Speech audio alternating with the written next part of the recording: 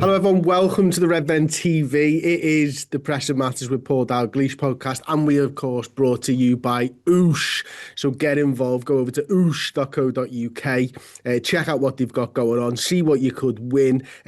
We've just donated over £1,100 to fan supporting food banks, which we were really, really made up with. And it was you guys. It was your donations. We managed to give away 2 tickets to Leeds in hospitality around the Christmas period, and we raised £1,100. So big thank you to you, big thank you to Oosh, and obviously fan support and food banks were really, really appreciative of the donation as well. So yeah, I'm joined by Paul Dalglish as always. We wanted to focus on the future of Liverpool Football Club in this episode, and I wanted to get your opinions on this, Paul, because I think your insights over this series have been bloody unbelievable at times, and certainly when we're talking around formations and everything else, and how you think you can get the best out of the profile of players that we have currently. So I just wanted to get an overriding feeling, because it's been a month or so now really, of what your general thoughts are on the makeup of this squad. Yeah, I think if you looked in the summer when we brought in the players, I mean, we hadn't played with a striker last season really when we were at our best. Because it was Diaz played a lot of minutes, didn't he, as the central striker. And so we signed 2 number 9s in the summer, So it's almost there was the hard thing to know was whether that was Arne Slot wants to play with a number 9 and wanted to change, because we've really changed from almost a 4-3-3 to a 4-2-3-1 a lot of times. And I know it's a little bit fluid and you don't want to put kind of the formations in a box, but because there has been a lot of tactical nuances this season. But it's hard to understand, it's hard to know without being behind the scenes whether that was the recruitment department that signed the players because they were good players, like especially Isak and Wirtz, and obviously the main man whose name that I Hugo Ekitike.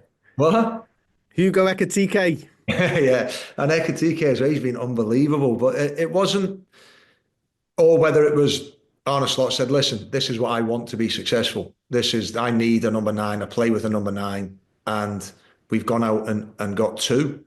So at this moment in time, it has been a transitional year. We've played a totally different way to what we played the season before. And, with transition, sometimes you can get away with it and results continue and the level continues. But we've obviously seen the inconsistencies this season from this transitional year. So while you've been working in football, Paul, and drawing on that sort of experience and stuff, I think a lot has been made about the transition, and maybe it taking more than one window. And I appreciate that there's always work to be done at a football club. Did you, thinking back to that summer, did you think this would be a multi-window transition and a transitional period, or are you quite surprised by where we've sort of ended up? Um, I suppose I didn't really overthink it when it first happened. I think obviously the Isak one was a big one, because it's undoubtedly there's only Erling Haaland that was kind of ranked higher than him really as a number 9. Uh, so you look and you go, you're excited about him coming in. Like Wirtz, for me, we're now seeing. We maybe never saw it at the beginning, but he's a generational talent. And I think even with Isak coming in, he never got a pre-season because of everything that was going on. And then when he did get back, he's got injured. So we've never really seen him at his best yet. And I think that when you've got these 2 players that are these, undoubtedly kind of the pushing world class level. I mean, the world class level is used a bit early, but the pushing world class level, the 2 of them come in. You have expectations when they come in that you think and you hope and you wish and you go, oh, I hope Wirtz hits the ground running. You because of the level he's got and the level he showed in Germany. But then when you actually look back and you're realistic, it is a little bit. It does take these kind of flair players, if you like, these true technical players, these like difference makers, a little bit of time to adapt to the Premier League. You hope that they don't. But in all reality, it normally does. And it's not just at Liverpool, it's at other clubs as well. Getting used to the pace and the physicality, a little bit more direct, I'd say at times, the opposition teams. So I think I didn't really think of it as a transition year. I thought of it at the beginning as us building on success. And Mm. you can't argue with the amount of money we spent. But actually, in hindsight now, bringing in young players, Isak's a bit different because he's established in the Premier League, but bringing in players from outside, you can have it really was going to be a transitional year. And so I wanted to break it down go through the defence, the midfield, the attack, and really get an idea of where you think Liverpool are stocked and where maybe Liverpool need a difference maker, another player, a different type of profile of player. So we'll start with the defence. Obviously, we know the Ibu contract talks rumbling on. It's due to obviously expire in the summer. We know that Jeremy Jacquet has been signed for 55 million plus add-ons from Rennes to come in June. We know where Gomez is with his contract situation. Robbo, obviously, close to a move by all accounts to Tottenham on just before the deadline broke. And we know the right-back situation with the injuries and Leone's injury as well. Is the defence, obviously the Jacquet signing aside, is that something that you think Liverpool will still be working on in the summer? Definitely. I think they'll probably, I think definitely we need probably one more in at centre back. And what the thing is, so if you speak to Ian Graham, right, who for me is one of, who was involved in Liverpool in the data department when we were signing some great players. And you read his book about, how to win the Premier League and speak to him. And what he would tell you is one of the best things, or one of the most efficient ways that you can build a squad is by signing a player that can also play in another position, because then it allows you to spend less money on each position if you've got players that can cover a couple of positions. So I think if you look numbers wise, at the centre backs, depending on what happens with Konate, we've got decent numbers if everyone stays, especially when the new guy comes in. So I think it would be like trying to be flexible. So if you could find someone that could play centre back, but could also play right back, say, or somebody could play centre back and left back. I'm not saying this as a player, but if you look at Dan Burn at Newcastle gives you squad depth because you can play at left back if needed, and he can play at centre back. It's a bit like Joe Gomez. Joe Gomez can play at right back and he can always play at centre back. So I think you have your starting 11 and you need them to be absolute experts in what they do, but so you can spend more money on those key difference makers. It's important that you've got efficiency in the rest of your squad, and that can come sometimes from either getting somebody on a reduced transfer fee so you spend less money on them, someone who's available for less wages, but also having someone that can play a number of positions. So if it was someone that could play more positions in the back four, then I think that would be something we bring in. Because if you look, you've got a right back, you've got two decent ones. In all honesty, at centre back, Van Dijk, arguably the best centre back of his generation, isn't getting any younger. And then if you've got Konate leaves as well, then it's almost a rebuilding at that key part of the defence. And you're asking a lot of a young Jeremy Jacquet, of course, at 20 years old, to come in and be first team ready in coming from Liga. Yeah, that's it. And also it's and then at left back you're looking and you're going, Robbo goes, then Kirkes is improving all the time. But who's behind him?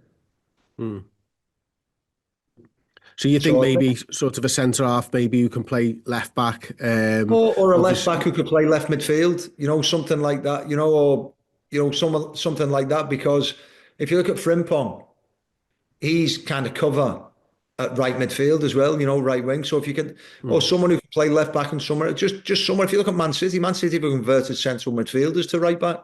They signed the Guardiola, who played left back and centre back. They've signed they play players in holding midfield. Stones has played holding midfield, he's played centre back, and it's like there is ways to be adaptable and be efficient within your squad. I mean, Milner was a key example for us, wasn't he? I mean, Milner, he gave us depth in so many different positions. Yeah, pretty much 8 of them. Give or take the centre back, I suppose. But Yeah. everywhere else, James Milner would do it. And I think, obviously, Leone, young kid, had a big injury. It's always it's always concerning to see how a young player's going to come back from a big injury like that, isn't it? Yeah. Yeah, well, you don't know. I mean, now, obviously, medical's department and surgeries have advanced so much that you see most people come back. It might take them a little bit of time to get back to top form, but you don't really see the drop off physically that you used to see when people got an ACL injury. And Why do you think that is? What it's just obviously sports advancement science, but in knowledge and sports science, and also that they'll have trial and error all different rehab programs. The actual surgery will keep getting more and more advanced. They use things like, you know, robots to do surgery now as well, which are a lot more accurate than the human hand. And there's all, whether they're using that for ACLs, I wouldn't know, but they're definitely using that for other procedures. So it's just advancement in everything, mate. The actual surgery itself, and then the actual rehab itself as well. it's interesting. I didn't know. I didn't really consider the advancements and stuff. But when you say it like that, you see less of the career-ending injuries nowadays. It makes Yeah. perfect sense. Yeah, the Achilles is always the one that worries you. It used to be the ACL used to be one that you were worried about. You were like, oh, that's those 3 letters. ACL was like the worst thing you could hear as a footballer when I was a player. That was terrifying. But now the amount of players that have had it and come back to full strength is it's a lot more common that people come back to full strength after that. But it's the one that always scares me is the Achilles. Why is that? I just think that so a lot of people, if they rupture their Achilles, for me, if you look at John Barnes when he did his, he went from being a winger to a holding midfield player. Hmm. The Achilles is really the one that worries me for explosivity, and not so much the ACL. So I'm not too concerned about him coming back from his ACL. I think he'll have a full recovery. I think with Van Okay. Dijk, when we come back, he physically was fine, but it took him a little bit of time to get back to his level. But he did get back there eventually. Absolutely. So obviously, you're saying one more definitely. If Yeah. Ibu goes, I take it you're thinking probably 2 more. Yeah, definitely. And I'm trying to, I mean, racking my brains, because the other thing that you don't want to do at Liverpool is you don't want to sign players and block the pathway for others. Hmm. So I don't think there's a centre back coming through that is at the level really to be able to contribute right now. But on the left back position, and he has played centre back in a 3 as well. You've got Luke Chambers, who's he's done quite. I've always been really impressed with him. And if you look at what Conor Bradley's done Mhm. when he was given his opportunity after he came back on loan from Bolton, he's really taken it. And that's the thing. If you can save money by using an academy player, and you don't have to use a transfer fee. And normally the wages I don't think would be astronomical before they become more of an established first team player. Then that gives you the efficiency to spend more on other positions. And it's interesting actually that you talk about those sort of younger players coming through, because obviously you'll know that Liverpool have signed a few young Liverpool centre halves at the moment. I think Mortala and Ndiaye is one, Noah Adekoya is another, and Ifeanyi, I don't know how to say this, Dukwe, will be arriving in the summer from Austria Vienna. So Liverpool are obviously doing exactly what you're thinking about, and maybe looking at it and going, we haven't got someone who's ready right now to make the step up. Yeah. Maybe we need to bring those players in, because with Xhaka, that's 4 centre halves that Liverpool will be bringing in over the next 6 Yeah. months. Yeah, definitely. Definitely. And then to be fair, it really is such a key position on the pitch, the 2 centre backs and the goalkeeper. I think normally when you see a team be successful, those three positions stay the same. Hmm. Don't really rotate too much. They understand each other. They've got to be telepathic, almost understanding between the 3 of them. And I think when we've been at our best, that's what you've seen. So I think yes, you need depth, but more importantly, you need that starting two players. You really do. You've got to have that starting Oh, two players. I just complete aside, off topic completely. When you played in the Prem, who were those three that you've maybe come up against, goalkeeper and two centre halves, and that sort of struck a little bit of fear into you?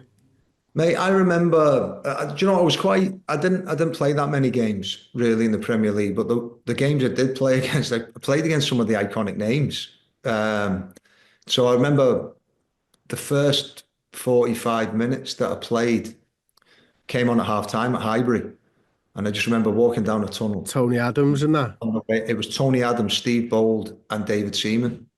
Wow. And honestly, mate, when you walk down the tunnel against that team, and it was like the back four was Is this it was Dixon and Winterburn and Dixon, all that? Dixon and Winterburn, yeah, and then in midfield it was Vieira and Petit.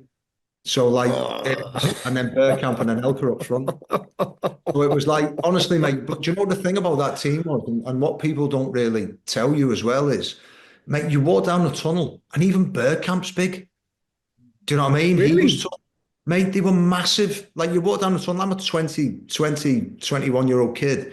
And I'm walking down the tunnel and I'm going, looking up at these guys like Steve Bow, David Seaman, Tony Adams, Vieira, Petit. Mate, you're looking around and you're going, wow, these guys, not only can they play, they are absolutely huge, like physical So, specimen. so was this Overmars as well, maybe in that side, or was he Yeah, a little bit and Ray later? Parlour, I think. But I'm not sure if Ray I'm Parlour, of not sure course. who played on that day. Um, I'd need to check who played on that day, but I just remember that spine. That the wide ones, I'm not entirely sure. I'd need to check who the wide players were, but it was definitely Bold and Tony Adams. Because I Did you get remember any joy out of them? I dived. No, we were getting, mate, honest to God, we were 3-0 down at half time. And Rutolder said to me, he said, go and get warmed up, you're going on. And I was like, oh, cheers. Fuck, but I was like, I was dead excited because I'd only made a sub appearance before. Like, come off like with 5 minutes, 20 minutes. And then he goes, right, you're going on at half time. And I was like, wow. And mate, it was 3-0. We were 3-0 down. I went on at half time, and mate, there was no life left in the game. No life left in the game. They just totally controlled the game. And that team there's a couple of times in my life where I've been on a pitch and I went, ah, I'm, I don't feel in the same category, or these are a different level to us. And that team, that Arsenal team was unbelievable. Only ever happened one more time, which was when I was playing in Houston in America. And we played against a team in Mexico, away in Mexico, called Pachuca. And they were Mexican champions at the time. And we beat them at home. And then we went to play them in Pachuca. And they made it like a fan appreciation night where they made it free. So Mm. we opened the gates early and we went out for warm-ups and to walk around the pitch before the game. And the stadium was full already because it must have been first come, first served. I don't know what it was, but they told us it was a fan appreciation night. So there was an atmosphere in the stadium when you just walk in, going to look at the pitch before the game, and then you're going out for warm-ups. And mate, we were 2-0 down after about 5 minutes. And I remember just watching going, oh my God, there was just levels, and that even that Arsenal team in that first half was just ridiculous. Sometimes you just sat there and you go, wow, that is a special team. So obviously, when you're going up against Adams and Bold, I mean, physically, I take it they dominated you there.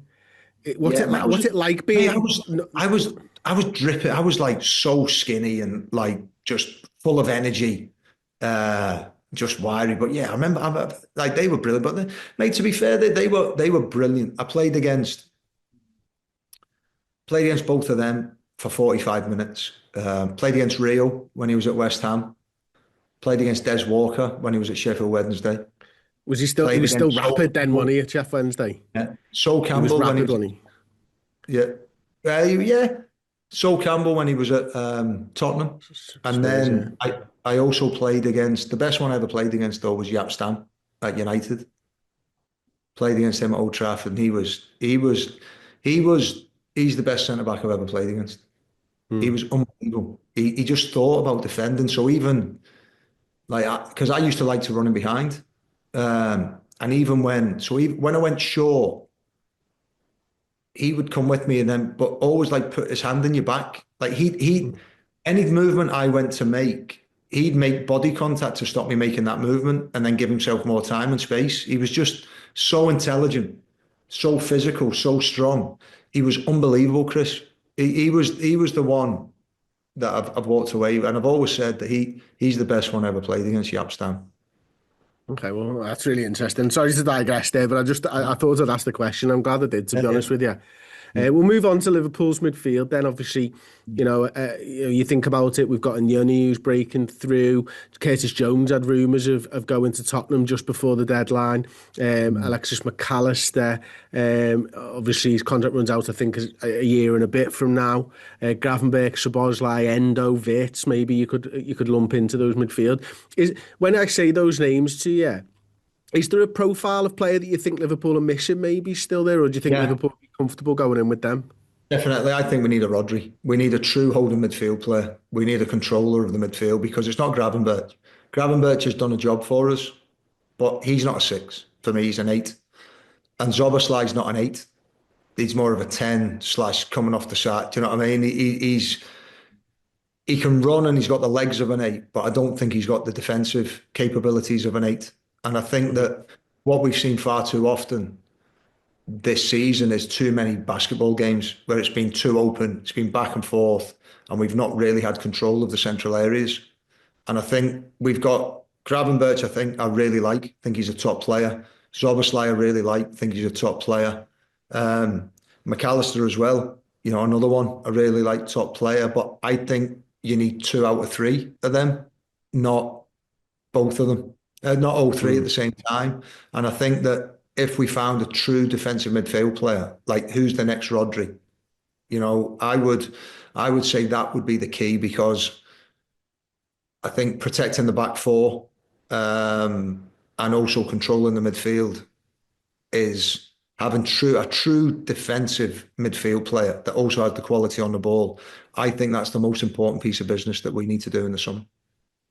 So just thinking about that, and obviously Liverpool have been playing and back into the 4-2-3-1, and Wirtz is now starting to get minutes in the actual 10 position, and he's looking better for it. I think now that he's gotten used to the game and the speed of the game and the strength of the players that he's coming up against.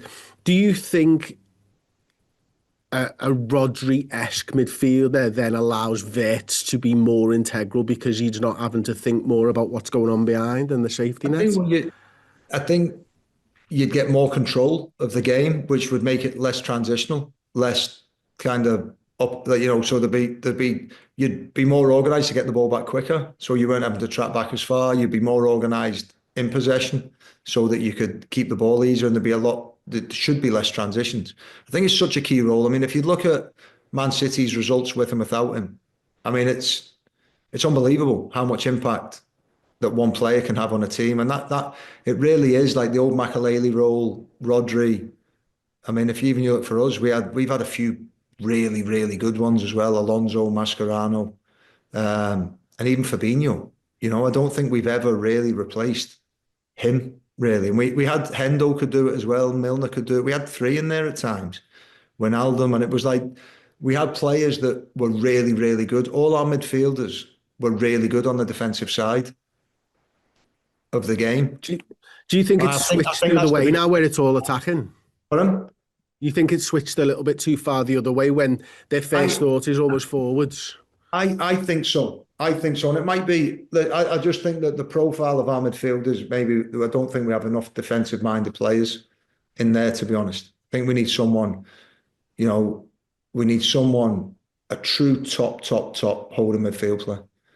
And I think that's regardless of whether we play with 3 in there or 2 in there. I just think we need that profile because I don't think we have one.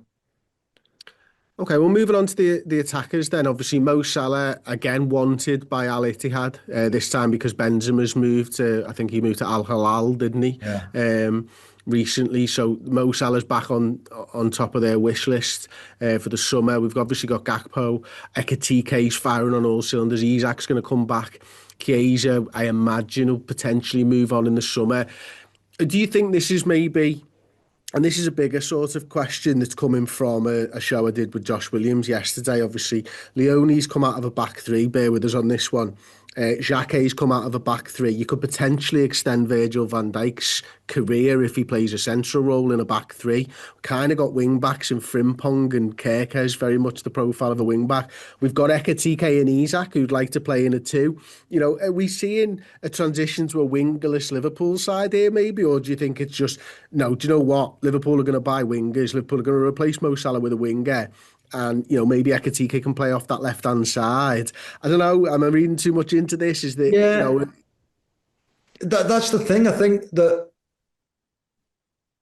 under Arnie, we've played different ways. You know, I think we played differently last season to what we've played this season.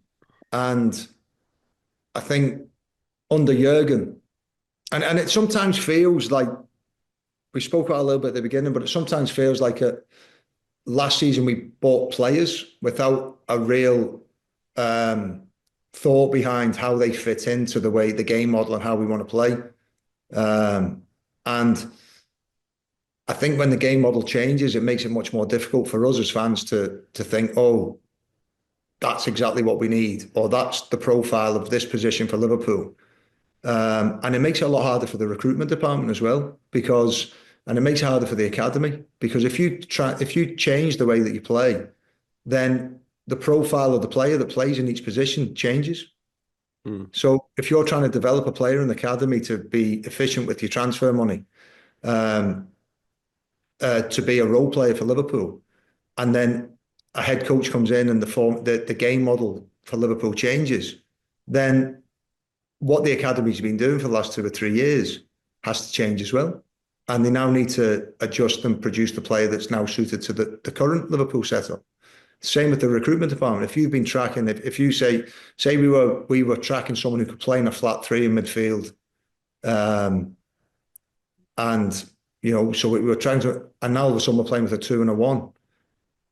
Then all of a sudden that person you've been tracking, doing all the work and speaking with the agents, timing, predicting the right time to make the offer so you're more efficient with your money, that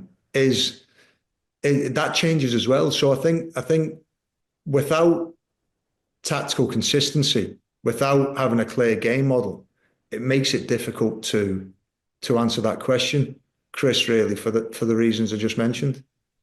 I think the sort of where I fell down on it was, I don't think Liverpool are moving to a three at the back system. I do think it's sort of anecdotal, probably more than anything, that these players have played in those systems. They might just be the best players available who could fit into what Liverpool are looking for. I sort of go back to it and go, well, the reason that Ruben Amorim wasn't hired as Liverpool are looked at, if you believe Liverpool, is that he played a three at the back for all of those reasons that you've mentioned. You know, the academy would have to change, the analytics teams are looking in different places. We'd have probably just moved towards Ruben Amorim rather than a manager who's consistently played four at the back and could come in and just take over Jurgen's team.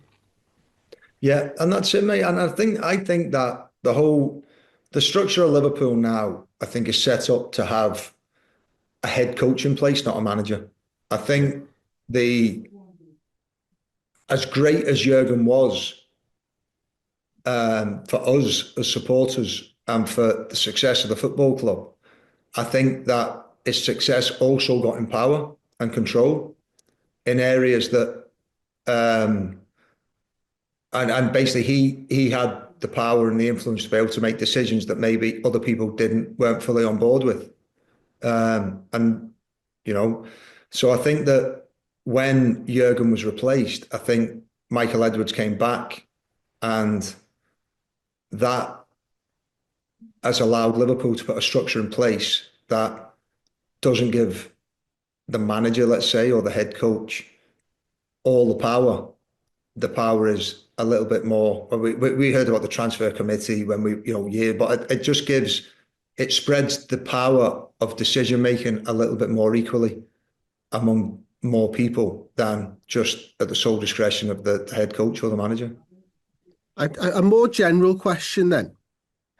Like, obviously there's been a lot of talk about the director of football role and Edwards' role, because I don't think anyone really understands what Edwards is currently doing with regard to Liverpool. and more a And do you general know sort what? of one. Can I tell you? That's the way he likes it. The intrigue around Michael Edwards is no one even knew what he looked like for years. And he was he had a high role in one of the most famous teams in the world, and he was still a little bit incognito, doesn't really do any press, doesn't bring any attention, doesn't go and keeps his cards very close to his chest. And that's a conscious plan, Chris. That's the way he likes to be. So So yeah, you're right. And what I was going to ask though is, let's say, as an example, I'm not suggesting this. This is an yeah, exercise that we can do together. Let's say you've got a director of football in place, yeah, and the director of football isn't very good at his job. And again, yeah, this isn't me saying or suggesting it anyway. I'll just put it out there. I'm not yeah. suggesting that Richard Hughes isn't good at his job. But if he's not, does the manager take the fall before the director of football if he's I not think doing a good job? so. There's two things that you've got to divide this into. Does he take the blame publicly, or does he Hmm. take the blame internally? Because there's two different things. So what the public blame game is without the knowledge of the insight of what goes on and what's been agreed beforehand. Now, to answer that question, if say it was Arnie and Richard Hughes, for instance, if Richard Hughes has been picking all the players and been telling Arnie, you need to play in this certain way, and we're signing these players, and you just need to make the most of it. We'll pick the players, you use them and get results on the pitch, right? Then it needs to be divided equally, the blame. But if Richard Hughes is just saying, Arnie, which players do you want? I'll go out and get you them. You're fully responsible for final say on transfers. Um, Tell me what you need. I'm going to go and get you it. Then it's all on Arnie. So it all depends what's been agreed behind the scenes between the recruitment department. Sorry, the technical director and or sporting director and the manager. But what I would say is the reason why it's important what internal conversations have been had, because it's not the sporting director and it's not the manager that ultimately pull the trigger on the hiring and firing of a manager. That has to be agreed above their heads. So what information has been given to the people above their heads determines who's going to be to blame in certain situations.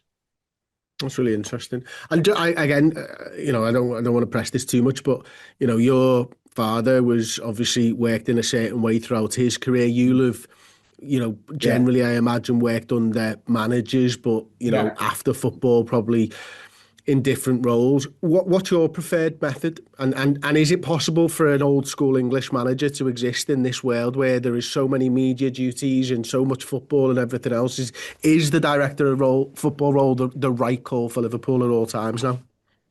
Um, so football's become so global and identifying talent has become so global that I don't think with your commitments as a manager now, you've got the time to know who all the best players in the world are. So I think you need a recruitment department. And I think you need a sporting director. And you need them to be in charge of club identity and long-term strategy of the football club. I think the manager at any football club, I mean, you get some exceptions like Alex Ferguson or Arsene Wenger at Arsenal, but they were more the GM as well as, they were more a technical director as well as a manager in old school terms. But I think that in most cases, 99% of cases, the manager is only a temporary hire. It's only ever a temporary position because the minute results don't go well, they go. So for me, I don't think you can give a temporary position or someone who's in a short-term position the power to make decisions for the football club in the long term because they're going to make decisions.